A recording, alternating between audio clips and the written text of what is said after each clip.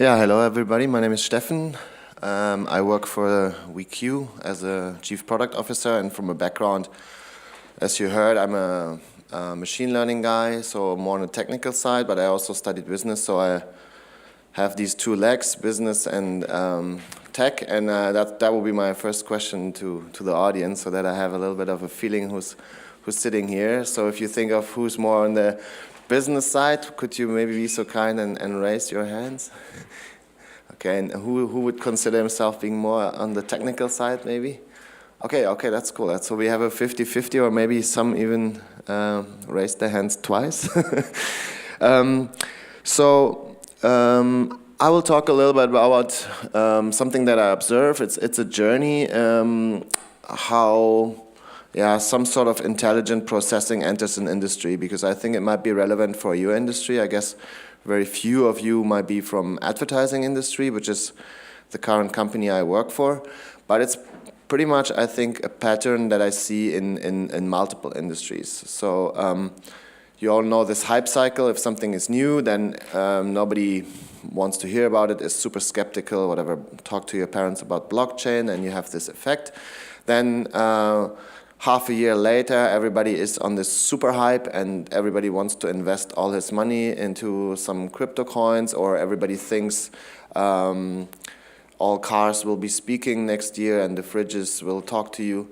And then after some time, it becomes a little bit more realistic. And I think in a company, it's the same. You have different people on the board. You have a CTO, a CEO, a CFO, maybe different guys, and they have a different position where they are on this hype cycle. So at first, maybe the tech guys try to convince the other guys on the board that they totally need to do something. And later it's the same tech guys that try to convince the CEO that no, they cannot do everything with machine learning and AI. So this is what I see. And so what is a realistic journey of something, or a realistic introduction of technology? And yeah, this is what my talk is about. At first, I'm going to show you a donut. It's the universal representation of data. And for those who raised their hands to be more on the technical side, I guess some of you have maybe a degree or studied whatever, computer science, machine learning, pattern recognition, artificial intelligence. And if you did that, I did that, and I remember that the biggest problem was not the algorithms, because they were all in the books, but the biggest problem was data. So if you wanted to work on any problem, like you have a super idea how to improve the anti-brake system of a car, where would you get brake data from cars? And try to get it, like try to write to BMW or so. If they want to give you some car data, they will probably not. So you sit there and you are hungry for data. This is pretty much the situation I know from every graduate student. And yeah, now I'm in advertising, where the situation is a little bit different, and I'm going to quickly explain a little bit the very, very core business principle, and which is at the same time the optimization criterion in that respect. It's like, what do we do, and then we look at how to optimize it. Pretty much the advertising business is very simple. There's a person, we are in performance marketing, so that means there's people that say, I give you $1 if you make someone install my crazy app, or I give you $1 if you make someone buy my just presented car buddy. And so you say, okay, I'll try to do that. And you buy impressions, which is these little banner slots in the simplest case, but you can also buy someone on YouTube to create a video, or an influencer, whatever. But like at the end of the day, you buy kind of impressions, which is showing something to someone, and the average price is maybe 50 cents for 1,000. So CPM means for 1,000. For 50 cents, you can say hello world to 1,000 people. And you do that for $1 million, because that's like your budget, or what your cash flow allows you to spend, and you buy 2 billion impressions. And that's a realistic number, maybe a realistic number for a day. So maybe a typical company that is small or medium size would spend $1 million, like our company would spend $1 million a day on buying impressions. And then not our money, we do it for other people. And then let's say only 2.5 people click on the thing, so you get 50 million clicks. 2% of those actually download the app, so you end up with 1 million downloads. And guess what? You get $1 million back. So that is pretty much the business. And now you made it, you're break even. You can do that if you don't pay taxes a pretty long time. And now you want to improve that somehow. And you say, okay, what can I do to be profitable, to make my business better? And you typically in a small company, like a 10 people company, 15 people company, you have people doing that manually. And they will start, so you break even, but also the nature of this is the paradise, because you get from all these impressions, you get like ground truth data. You know who clicked and who not, and you have a lot of data. But you want to improve it. And so at first, in order to be profitable, you can just go, which is what we do. You pick up the phone and you call the guy and say, like, dude, I need $2 instead of $1 for an install. Can we do that? And then maybe you agree on $1.25, and in that moment, you're profitable. Next thing is you could buy cheaper impressions, like cheaper places where you show that. You could optimize your whatever you show to improve the percentages of people that actually click. Or you can make a better match, like what you show to which person, or if they go after clicking, they go to the App Store, you can also improve the descriptions and the images in the App Store to improve all that. So that is pretty much the whole business. If you do that, you have a business, you can go out and earn money, and it's pretty cool. The problem is, if you scale it, you need a lot of people to do that. And pretty much this is a typical example for many businesses.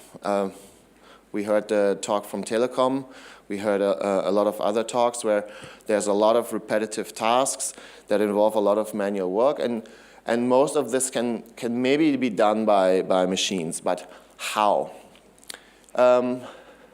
First of all, congratulations if you're at that point.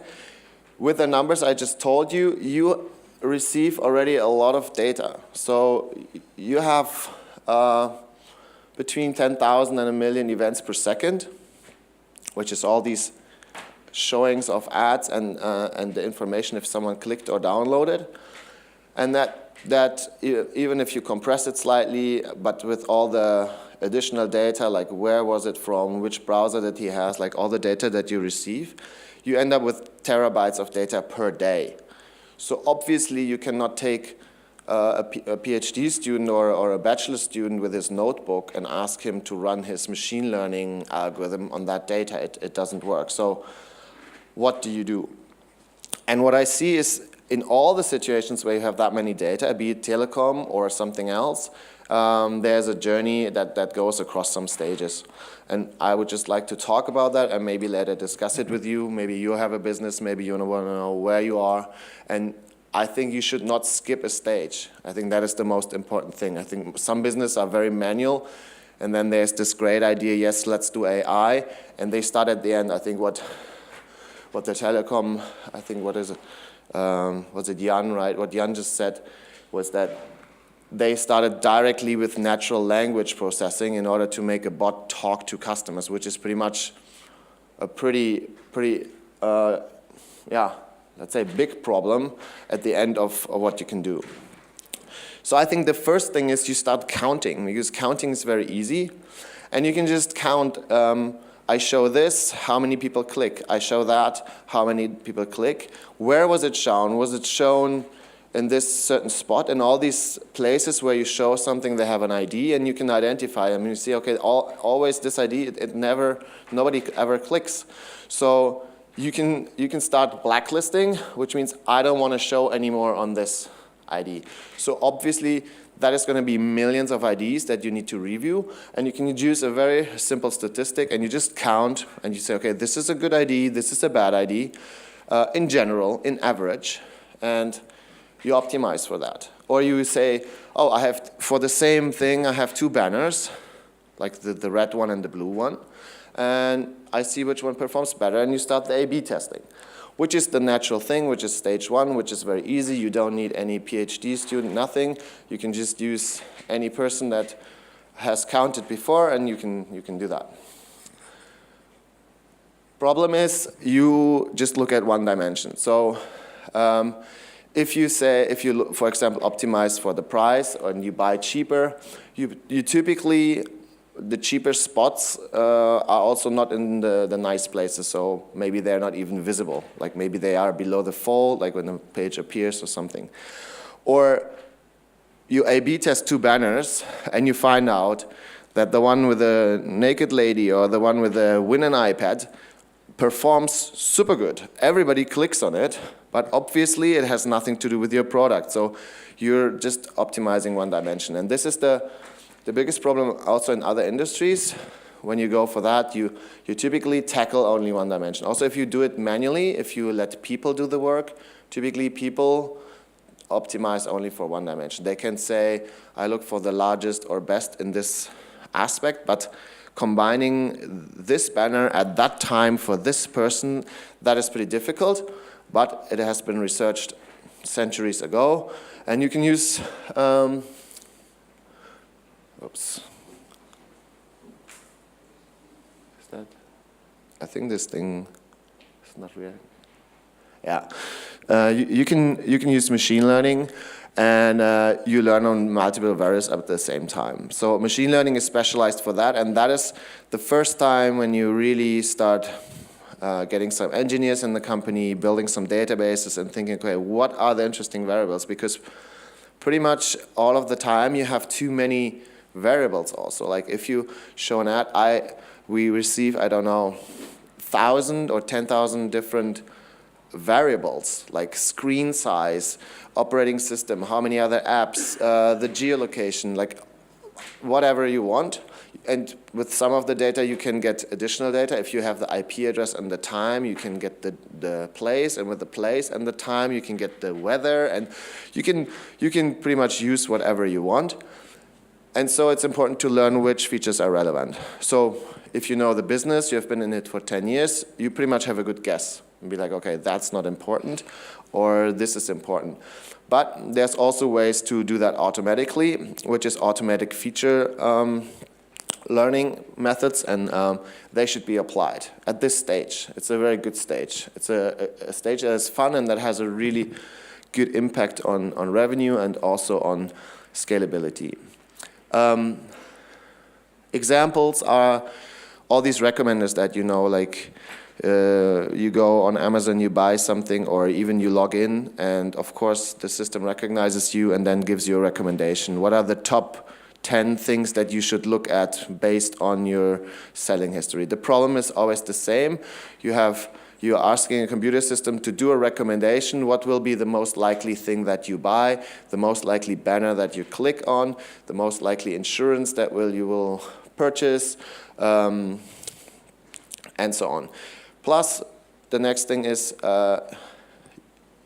you can provide this as a service as a company. You can just say, I have a recommender, and I create an API for that. That means other people can connect to it. So that means you do the work of recommending, you observe and recommend, and others say, oh, I have this offer wall on my cat page, and I would like to know what I should show on this cat page. And you ask the computer, and then the computer tells you which ads should be shown. And that's also what you can buy off the shelf from Google. Like if you have Google advertisement on your web page, it's pretty much your page. Ask Google what they should show. They put something on it.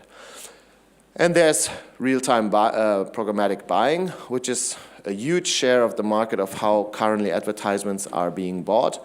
Maybe if you don't know it, it's interesting. This is actually like a stock exchange, you have to imagine, where if you would all turn on your phones now, and there would be, let's say we all open a page where there's an advertisement, you probably would be auctioned off on some sort of exchange where for each of you there would be like an ad request saying, okay, it's an iPhone, it's an Android, which version, and so on. and then other people can bid and say, okay, I bid 1 cent to show him an ad, I bid 2 cents to show her an ad, and so on. And that happens in real time. So within like 50 to 200 milliseconds, computers decide on if they want to buy an ad or not. That is currently of how today the advertisement works. That requires super huge amounts of data, it requires machine learning, it requires real-time everything. You have only 20 milliseconds or so sophisticated, but to me it's not AI. That is engineering, it's machine learning maybe, but it's not AI. So I think the next thing is, I have maybe one thing on this thing. What I typically do or did wrong in the past, and what I see others doing wrong, is you model the reality, like in an ideal world, you know how it should be, and then you let your algorithm run, and then you realize that actually the world is different, and then you try to find what is broken. And one thing is, for example, that you have these Chinese or Russian guys, or also maybe Germans, I don't know, but that have these huge racks of phone, and they don't do anything else but clicking ads the whole day. Like, you can program them to just click and download ads. And that's when you use pattern recognition, because you don't want to pay for that. You don't want to have that in your traffic. So I think our company, and we throw away 30 to 40% of traffic, because it's just the empty spots that we don't use, because we consider it bad. Another problem with these recommenders, you know, the YouTube thing, but it's the same on Facebook, is that you get more of the same. If you're a Donald Trump fan, for example, you would think that everybody's a Donald Trump fan, because once you liked it once, the system thinks you will like it always and give you more of that, because you're more likely to click, you're more likely to like it, you're more likely to share it. So it creates the problem that it puts us all in these bubbles, and that's also the same for advertising. And that's where we're like, AI is a completely different topic, but there we're not even able to, after I advertised the fridge that you always wanted to use, and you bought it, you still for 2 weeks get the advertisement for fridges. And you're like, dude, I just bought the fridge, so why do I still get the advertisement? And so there's very basic problems that need to be solved. Anyways, now AI, 2.5 more minutes. Now AI, this is where we want to go, and what does it mean? So for me, AI is something where the problem is so complex, or the behavior is so natural, that it becomes human-like, or even over-humanly. I don't know what the word is for that. That means, to me, a system needs to be able to observe and learn, and to detect some patterns and then act on it, which is pretty much what a human would do. And for our thing, it would be really, I observe a lot of bad traffic coming from the source, and the system detects it, is sure, and creates some action, and maybe even sends the email to the traffic source, or notifies the related account managers, and acts like a human, like a real responsible person would do, that is in the place of managing this account or this traffic source. And the next thing is, and we heard it before, bots. Jan talked about it from Telecom, and the other room was also talk about bots. What is a bot? A good bot for me is, I would like to have my account managers talk to my system, but I don't need the natural language processing and that it wishes them a good day and so on. It's really, for me, it's a tool that should do things that are difficult and that I want to do easier. It's not like, the biggest problem of Alexa is that you don't have a use case. Like, I pretty much ask her how the weather is, and then I'm done with her. But you could really make more complex questions, which normally a person would need to create an Excel and create a pivot table and work half an hour to answer a question.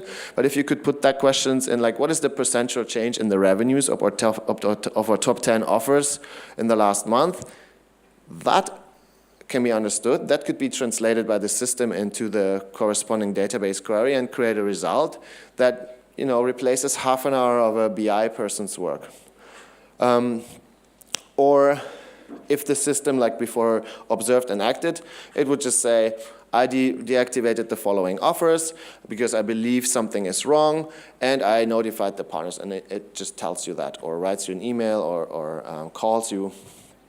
Yeah, and when we will get there, and I'm done with my time, I think the components are all there. So you have the components of natural language processing, you can do pattern recognition, you could also use image recognition in other fields, and the point is to me more, what do I want and where does it really add value? And like this adds to me value, but for example, the typical talking bot of my bank or insurance, I don't like it. Because if I call my insurance, I have a real problem that is so complicated that the 5 FAQs didn't answer it. And so that is when the last person I want to talk to is a bot. But like, if I'm like, oh no, and now I have to create this complicated Excel and get all the data, that's when I would like to talk to a bot and be like, dude, get me the answer to this and this question, and please know how to do it. And that's it from my side. Unfortunately, yeah, I don't know if there's an opportunity for questions. Maybe one question. Thank you very much already.